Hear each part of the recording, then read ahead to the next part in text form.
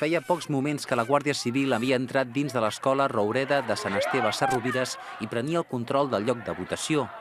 A la porta, un agent dona un cop de porra a la cama d'una noia. Aquest n'és el resultat, un blau i un hematoma de més d'un pam de llarg que va durar dies a la cuixa dreta de la Sandra.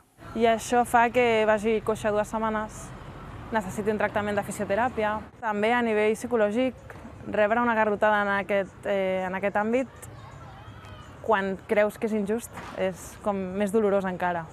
El Carles també denuncia haver rebut diversos cops a braços i cames. En el seu cas, l'agressió va ser fora de l'escola quan hi van arribar els agents. Van començar a obrir-se pas cap a la porta a garrotades. Així de clar, com si anessin a una selva amb una eina per tallar arbres. Tots dos porten a judici el seu agressor, un agent de Sevilla que haurà de venir a Martorell com a acusat per donar explicacions. Defensat per un advocat de l'Estat, podria ser condemnat a una multa que acabarà pagant la mateixa administració. Els afectats busquen una victòria moral.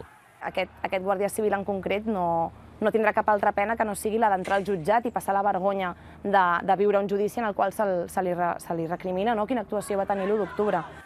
En total, hi va haver 15 denúncies per lesions a l'escola Roureda, 13 es van arxivar. Els casos de la Sandra i el Carles són els únics en què s'ha pogut identificar el responsable. Ell anava amb les seves proteccions i amb una arma a les mans i jo estava amb les mans alçades. I en canvi al jutjat espero que ens veiem en unes altres condicions. I és a dir, ens veurem cara a cara, sense armes, i les nostres armes serà la justícia i els advocats que ens acompanyaran. I veurem.